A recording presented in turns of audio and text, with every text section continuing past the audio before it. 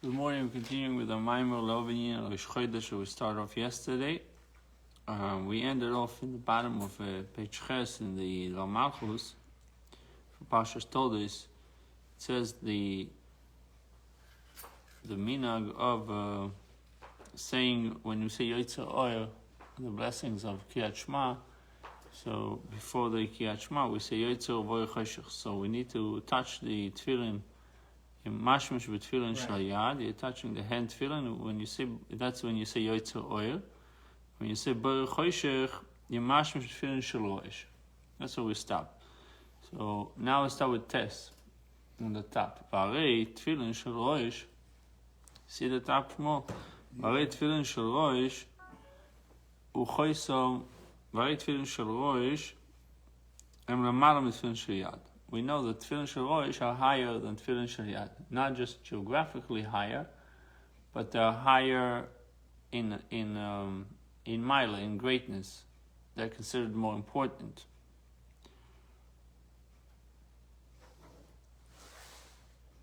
Why? Ki tefillin shel yad uchoisom sheikah, tefillin shel Rosh uchoisom boilet.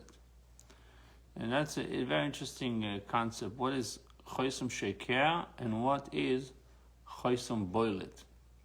So sheikah means that there is an indentation, and boilet means that there is protrusion.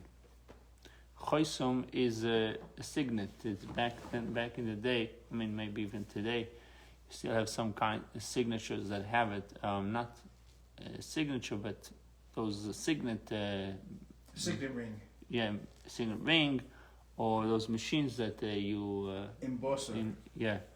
So there's either two way. Either there's indentation in this, and it causes the paper to go into the signet machine, or that it's protruding outside and creates a dent in the paper. Yeah.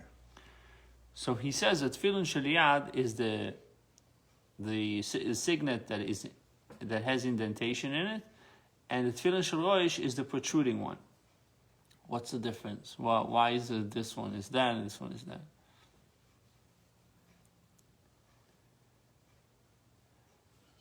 Okay, so in the commentator he said that they're speaking about they used to sign with wax.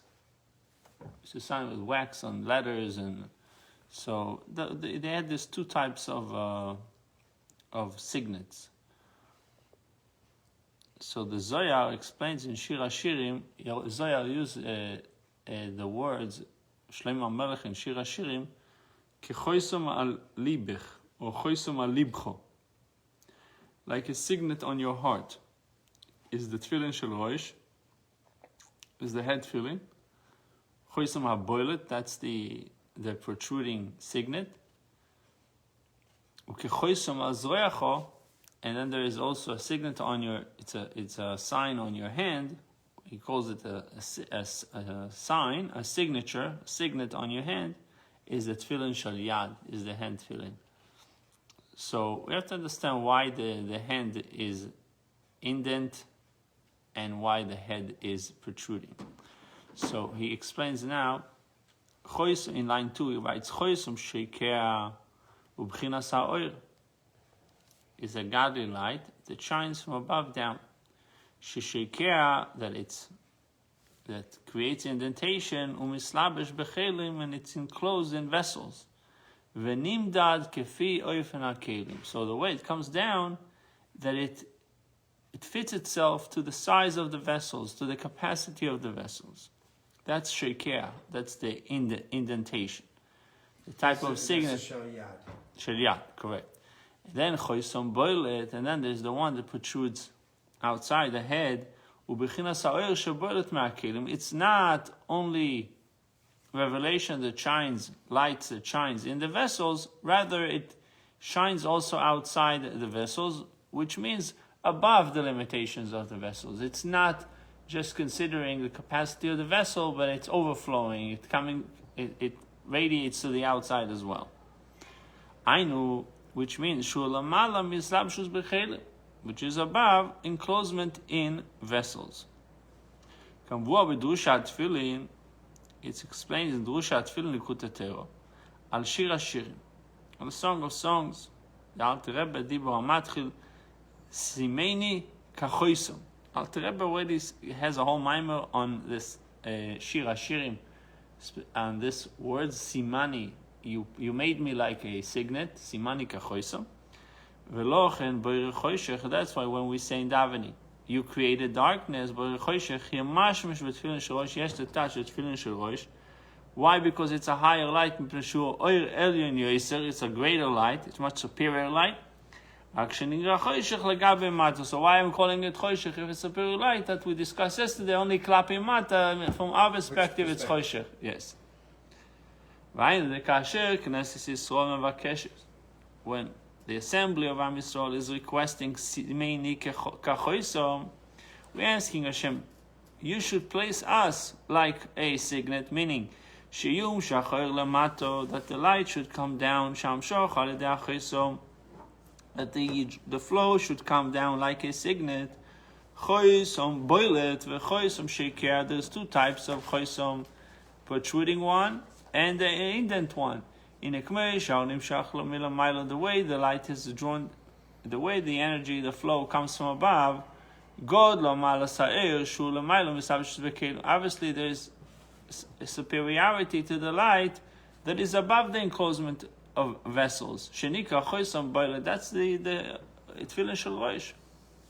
Shunala Yeser Me'air HaMisavish Bekelim, which is much greater to the light that is invested in vessels, that is enclosed in the kelim, that is limited to the kelim. Shenika Choisam Sheker.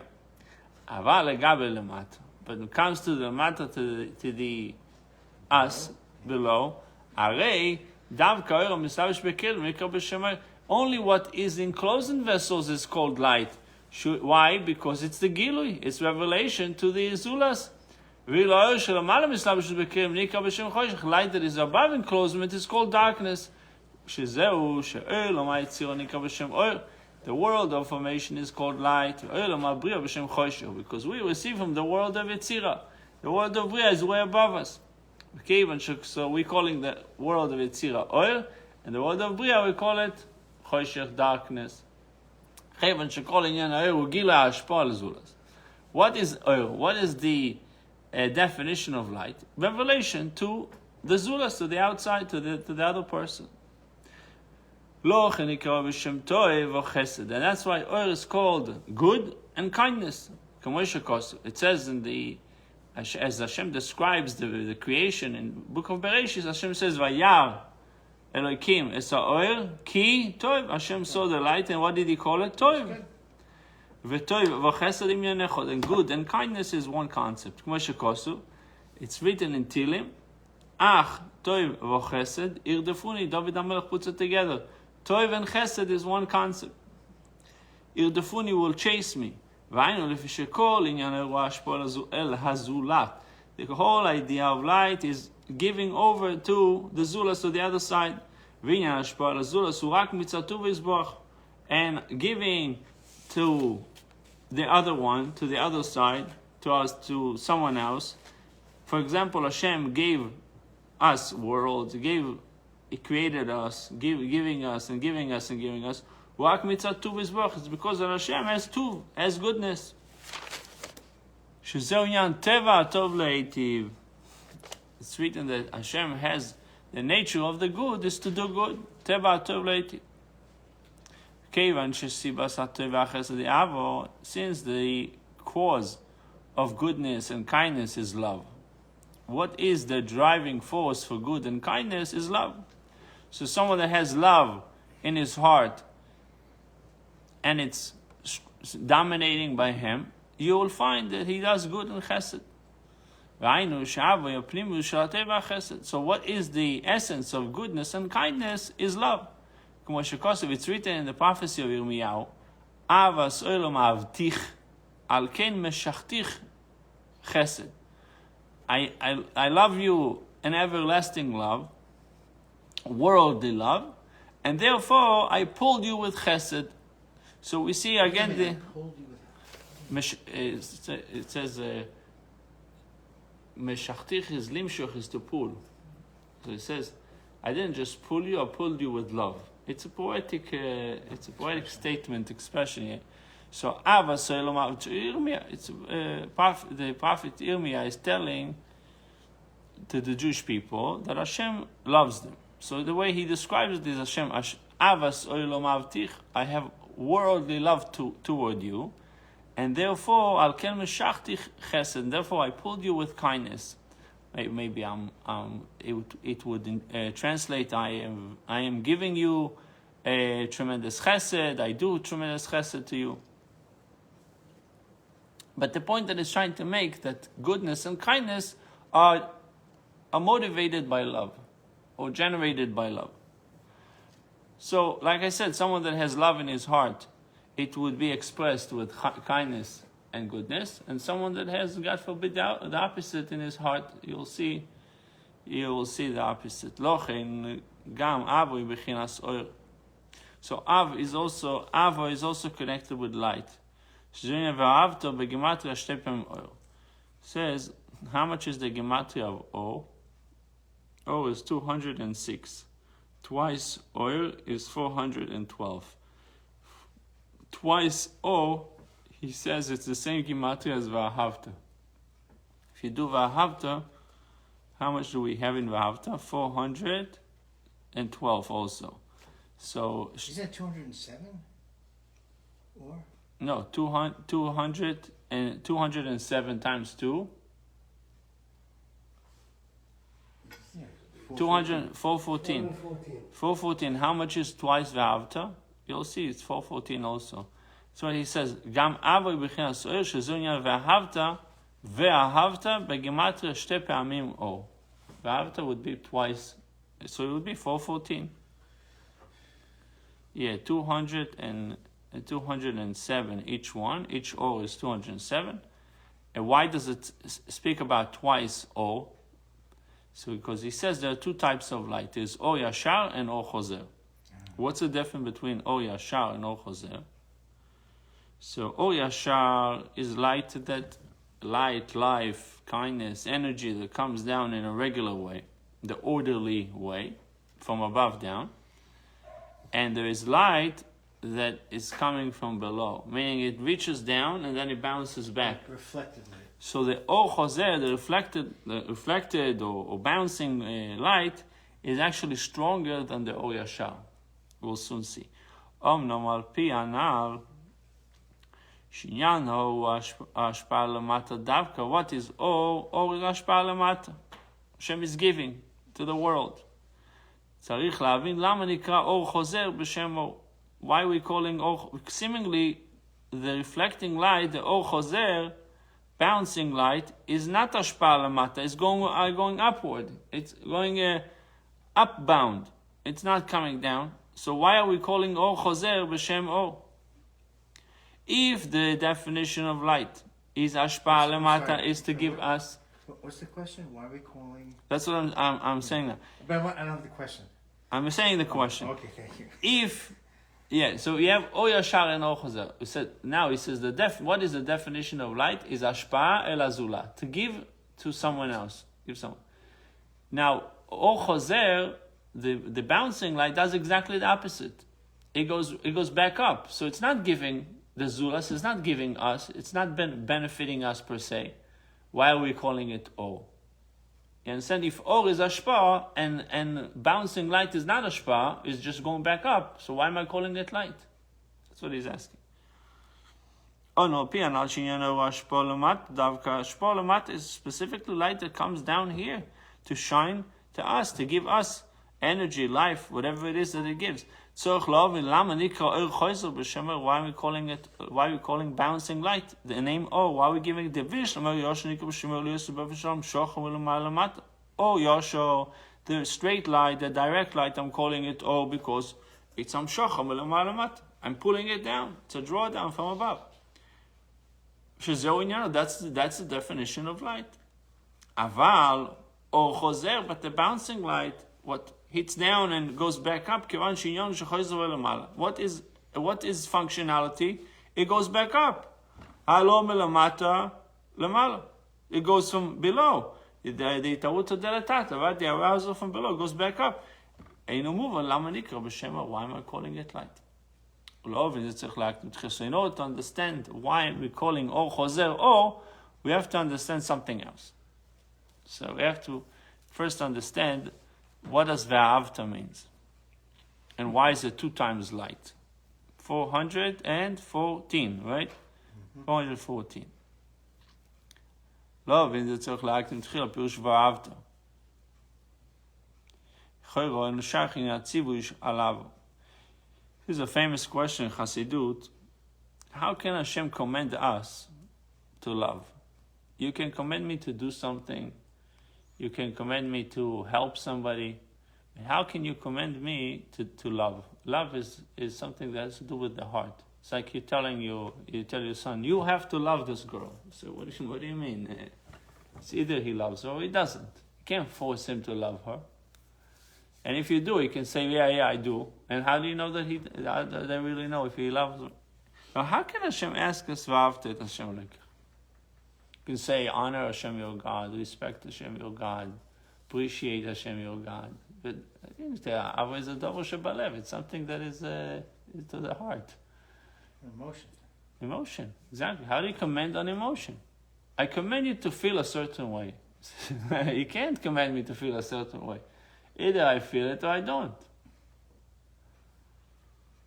You heard this question before? Yes, it's famous in Chassidut. Yeah. So, the famous question. Shmuel, you have an answer for it? I don't know. I was thinking about it. You commanded to love Hashem. Maybe Moshe, you have an answer? You have an answer to the question? We asked the question, how can Hashem command us to love Him? Ava is davar shebalev. I can't command you to feel something. You can ask us to honor Hashem, respect Hashem, appreciate Hashem. But to love, it's something that is associated with the heart. It's emotion. No, Ve'ahavta is not to know. Ve'ahavta is to love Him. Pshuto k'mashmo, love Him. How can you command somebody of Him? I can't command you to feel a certain way. Ava is feeling. Is feeling. Yeah, but no one argues that the commandment is to love Hashem. The question is, why is He expecting us to love Him? Expecting is fine. I expect Him. If somebody does a lot of things, you expect Him to show you love. But over here, there's a commandment. Tzivui. It's a tzivui. Love Hashem. How can you command on something that is given to the heart? It's emotion. Imagine you command your son to love a girl. He says, either I love her or I don't love her. You can't command me to love her. Either I have it or I don't have it. It's an emotion. So let's see what's the answer. So he says, I'm not commanding you to love Hashem. I'm commanding you to be mitbonen, to do itbonenut. What is bonenut? Meditation, mindfulness, thinking. And if you will do the itbonenut, you for sure come to love Hashem. Meaning, if anybody would sit down and think about all the things that Hashem is doing for him, immediately he would come to Avat Hashem. So he says, I'm not commanding you directly love first, but first do it bonenut, you would love Hashem. There's no way that you would not have love to Hashem. Know Him before you love. That's like bonenut is to know. How can we know Hashem? Step on the way. Yeah, it's another step. So Ve'ahavta is you're right. The Ve'ahavta is not going to come. You can't just love Hashem without contemplation. We can't come to love Hashem without, but knowing Him is a tzivui. It says, Da et Elokei Avicha. We have a commandment to know Hashem. So those who don't learn Chassidut, they're missing on it, because if you're just learning Torah, Torah tells you laws, but what about the one who gave the laws? The one who gave Da et Elokei Avicha. You should know the God of your father. That's the commandment in the Torah. But So if you don't learn the giver of the Torah, you only learn what the Torah is saying, you're missing. But they learn like duties of the heart, right? The non. That's Musa. Musa is telling you why you shouldn't do avirot and why you should do mitzvot. You even have duties of the heart in here. I'm not saying that any of the teaching is not Torah. It's holy and it's Torah and it's important to learn it. But I'm saying if we are not in Chabad, we're not saying we're not learning one thing or something. We're learning everything. Yeah, but I'm saying if you learn that, it talks about loving Hashem in that book. But it's the idea to know Hashem. You have to go deep into understand what is Atzilus, what is even that. It's not enough, but it's missing. Okay. זה דבר פשוט מאוד. אם הוא נותן לך את התורה שזו מתנה, ואתה מנסה ללמוד אותה ולהבין אותו, אתה מתחיל לראות אותו. But there are many situations where people over the generations learned the Torah. It says why the Beit HaMikdash was destroyed. So that the Gemara, yeah, but the first Beit HaMikdash, it says Shelo birchu b'Torah tchila. So it says, what does it mean Shelo birchu b'Torah tchila? So there is an interpretation that the first Beit HaMikdash was destroyed because they didn't say Birkat Torah. Before we learn, you say Asher b'char banu v'kol ha'am Baruch atah Hashem noten HaTorah. So meaning noten HaTorah, it's remembering the giver of the Torah. They were so immersed in the learning of Torah that they forgot who is the giver of the Torah. So it doesn't necessarily mean that physically they didn't say the bracha. They maybe said the bracha before, but they forgot about the giver of the Torah. They remembered, they knew the Torah, but not the giver of the Torah. Meaning the philosophy of the Torah, the intellectual stimulation of the Torah. They enjoyed it. But the giver of the Torah, they forgot. Hashem, they forgot. So that Elokei Avicha wants you to know constantly, to remember that it's not just Torah, it's not just wisdom, it's not just intellect, but it's the wisdom of Hashem. It's godly. And that's what Hasidut tells you, that everything you do is godly. Musar, who am I to speak? I'm not saying Chas v'Shalom Musar is not good. Musar is important. But Musar emphasizes more the ramification of what, if you're going to do A or B. The ramification. כשהקדוש ברוך הוא, כשאתה מרגיש שאתה בריא, אתה אהוב אצל אנשים, אתה לומד תורה, אתה עושה מצוות, ואתה יודע את זה ממנו, אתה אוהב אותו. פשוט. זה פשוט. If you know that everything is coming from him. בוודאי. But that requires התבוננות. A lot of time people think, oh, I worked hard, I went to work, I made money, I bought a car, I bought a house, I bought this, I bought that. What does he has to do with it? I met one guy who told me, what does Hashem has to do with money? Money is not in the realm of Hashem. Hashem has other department. That's not his department. That's what the guy was telling me. So, in general, itbonenut it goes much deeper than Hashem providing me everything I need and thank you, Hashem. It goes much deeper than that. There's many levels. The concept of Ashgacha Pratit. Why does it say Kol HaKoes Kilu Oved Avodah Zara? It's because somebody gets angry. It shows that he doesn't believe in Hashem. Think about it. That's also itbonenut. Why? No, because he is taking Hashem out of there. The person who gets upset, he is taking Hashem out of this place. Why? Because he says, whatever happened, it's not the Ashgacha Pratit. Is the fault of so and so.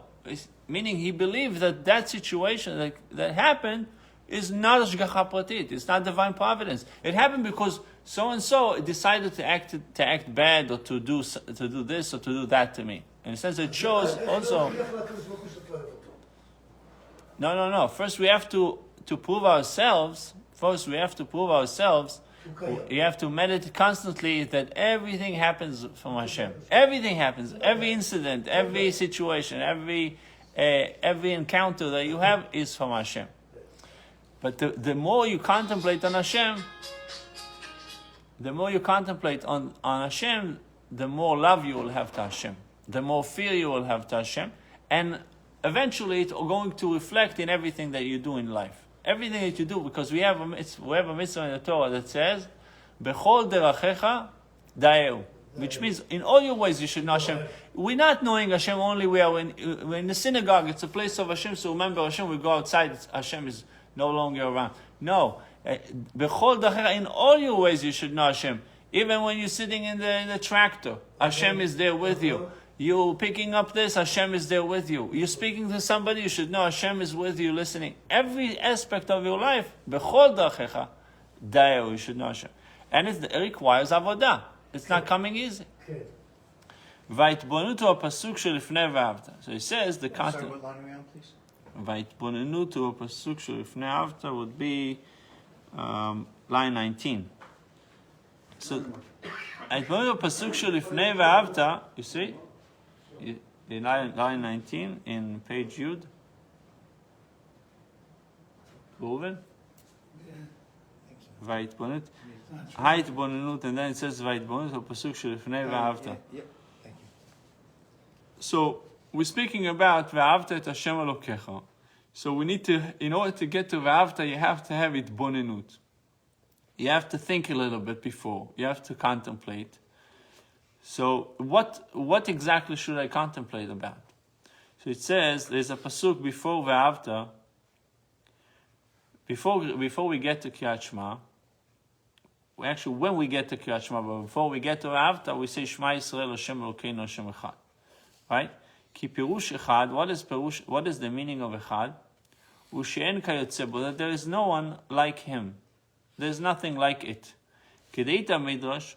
It says in the midrash, which midrash? Midrash Rabbo. It says Hashem echad ve'ein ba'olam kayotze bo. Hashem is one, and there is no one in the world like him. One contemplation. V'chen ba'Avraham. It says what does it say about Avraham Avinu? It says, Echad haya Avraham. Avraham was one, which means that no one is like Avraham Avinu. Shelo haya b'otan yamim kayotze bo. In those days, there was no one like Avraham Avinu. So, the Av sheyishno klalut seder hishtalshelut, although there is in general the order of hishtalshelut, the order of degradation, mikol makom, ata ad shelo nivra olam, v'ata mishenivra olam. You are who you are before the creation of the world, and you are who you are after the creation of the world. Beshaveh mamash, meaning no change whatsoever. A famous statement: Ani avai lo shaniti. Ani avai lo shaniti. It's written in the prophecy of Malachi. Ani avai lo shaniti, which means that the creation of the world did not change Hashem in any way whatsoever. No change in Hashem. So that's another concept to contemplate about. So first thing that we contemplate about is Hashem Echad, as the Midrash says, ve'ein ba'olam kayotze bo, there is no one like Hashem. He is unique. Second thing is Ani avai lo shaniti. The creation of the world did not cause any change in Hashem. Imagine a painter that makes a nice painting and he sells it for $10 million. It changes him or doesn't change him? Yeah. He becomes famous, he becomes known, he feels better about himself. It changes everything in his life. He pays the mansion, not the rent. Thinking small, a little bit. No, $10 million. In a little apartment. You can pay off the Pay off the debt. The rent is for the $100 million home. Yeah. So But Hashem, he departed after the second Beit HaMikdash. Shekhinah departed, like. Chas v'shalom. It says that Shekhinah begaluta. The Zohar says the Shekhinah is with you. Shekhinah is in galut with us. But they felt more than us. Who? So something changed. What do you mean they felt? They saw. We didn't see. So something changed. Bruchim Aboim. I don't recognize you with a mask on. Look better, no? Yeah. Billy, how about you? Your nose is showing, so you can take the mask off. Yeah? 1 second. So you're saying that Something changed. of course, yeah. So it's not the same. They saw miracles, we don't see miracles. Right. No, Like obviously we went into exile. He went to exile. But so how we say Lo Shaniti? no. Something changed. From Hashem's perspective, for us, obviously there's change, but okay. we are human beings. Even if the weather is not nice, we change. People change their attitude all the time. It doesn't take much. Okay. When a guy loses a client, he goes crazy. A guy he gets another client, he goes crazy. By Hashem, there's no shinui. She's no. Yeah. V'tama though, what is the cause of it? Hiklolu seder ishtalshelus u'me'or bilvad shu b'chinas malchus dein sof. By the way, we can even say that the revelation that existed in the time of the Beit HaMikdash is existing now. We are just not the kli to receive it. We don't have the capacity to see the same revelation. Maybe it could be that it's because it says kedusha lo izozo memkaimo, which means the sanctity did not move from its place. Right. So meaning the kedusha is there. How come people don't see it? Obviously, there's still a lot of people who go to the koisel and understand the kedusha of the koisel, and they feel special about the koisel. They feel special connection coming to the koisel, but it's not the same. 100% not the same. But it's us that is the problem, not from him. It's our eyes that are limited. Our mind that is limited. So it says, generally, Seder Ishtalshelus is away from Malchus. Right? Malchus of Ein Sof. Malchus is the lower level, the lowest level. It receives everything and gives it out. So all come from Malchus. So Malchus of Ein Sof is above Ishtalshelus, is above degradation, is above limitation. Therefore, if the spheres were created from Malchus of Ein Sof, Azayo spheres Adan Kate, the spheres were also without limitation. But we see that there is limitation in the spheres. Every sphere is comprised of 10. There's a number. There's a way of flow. Each one has its own functionality, its own way of giving. So if the spheres were coming directly from Malchus of Ein Sof, the spheres themselves would have been limitless types of the spheres. They wouldn't be the way they are now. And the fact that there are 10 spheres and not 9, and 10 and not 11, why is it? Because of the contraction, meaning the Ein Sof itself went through a contraction. And you can ask the question, if the Ein Sof went through a contraction to create the world, here the Ein Sof changed. There's seemingly a change in Ein Sof. It was Ein Sof, and it contracted itself to create a limited Sefirot, right? Because that's one of the definitions of unlimited. You could also make something it can limited. limit itself, yeah. Like Otherwise, it's not unlimited. Yeah, like the question, if Hashem make a stone that he can't pick up. It's a big stone. Yeah. Yeah, I guess he can make it. And then he said, well, how can he pick it? How can't he pick it up? Because he chooses not to pick it up. But if he wanted to, he can pick it up. I think I saw Rabbi Sachs of a blessed memory. They asked him where was Hashem in the Holocaust, the famous question. So he says, Hashem gave us free choice. Hashem gave free choice, and he doesn't get involved, even when he gets bad. Doesn't get involved. Once he gives you free choice, it's free choice. So you run the show. I'm letting you do it. If I get involved, that's not a free choice. If Hashem would kill Hitler on the first day, what is the free choice? Again, I'm not explaining the Holocaust. I'm just saying that I heard the answer from Rabbi Sachs. One of his answers was, obviously he gave a big introduction to his answer, but I think the point was that there was a free choice in the world. And if Hashem would kill Hitler and all the Germans in Shema on the spot, he takes away the free choice. So he said, I created you in the image of God, and you need to choose right from wrong. So why Hashem chose to save us from Egypt and not to save us from the Germans? That's a good question.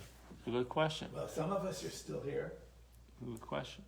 No, I mean, But even when Hashem saved us from, first of all, Hashem did save us from the Germans eventually, right? And Hashem allowed, the Egyptians killed a lot of Jews. It says that Paro used to bathe in the blood of Jewish babies, meaning he would kill babies and bathe in their blood. So he killed a lot of Jews non-stop. And even when Hashem takes us out of Mitzrayim, he tries to break Paro. He doesn't kill Paro, right? He gives him a plague of blood, and then a plague of frogs, and so on. So he goes through steps. He wants Paro to say, Shalach ami v'yavduni, right? Send us. Send the Jewish people. Let us go. Let my people go. It was 10 plagues, right? The 10 Sefirot, they had to go through series Right. of 10. Correct. So why? But the question remains: why does Hashem kill Paro right away? You know what? You don't want to kill him. You're good. You're good Hashem. You're kind. Change his heart. Everyone change his heart. Instead of wanting to kill the Jews, he should come up with another plan, and he should send us away. Why did Hashem do that? You see, even with even when it came to Mitzrayim, it wasn't so simple that Hashem didn't kill him. It says that some say that Paro survived.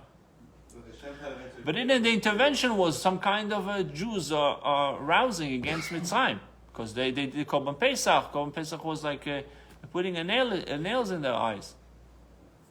Hashem hardened his heart, so he kind of intervened a little bit.